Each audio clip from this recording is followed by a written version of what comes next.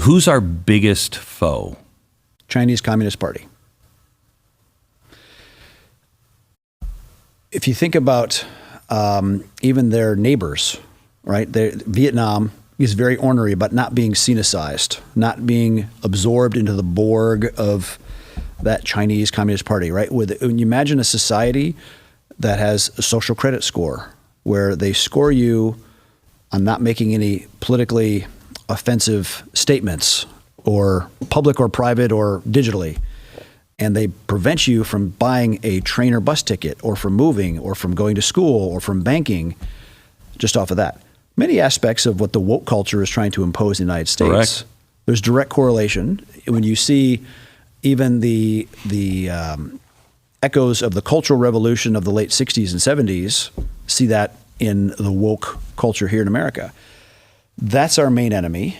And they, unlike the Soviet Union, have a significantly more powerful economy with a, no kidding, very large manufacturing base. They have had some setbacks in the last couple of years.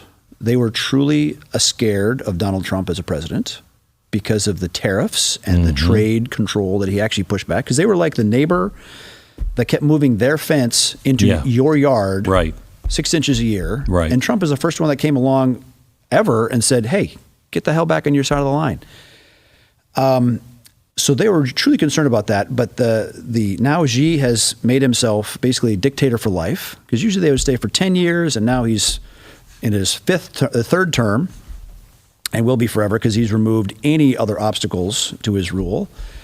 And the anti-corruption campaign has really crushed the entrepreneur class. If you think of like a Jack Ma, who's a true unicorn. He was an English, like a high school English teacher, and he builds Alibaba, massive online portal, doing everything, and then gone. He disappears, and he resurfaces, a year later, lecturing in a kindergarten or an elementary school in rural China, and they said he'd embraced supervision.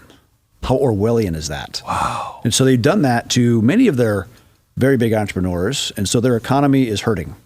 So they have a very expensive military that they built a lot of industrial capability, drones and missiles and all the rest. And you have every general that's around Xi Jinping has bought that position. As politically compromised as many of our flag officers are, it's worse in China, much worse, because they bought those positions because it's a corruption thing. But all of them are saying, yeah, we can take Taiwan. Put us in, coach. Let us use our new shiny stuff.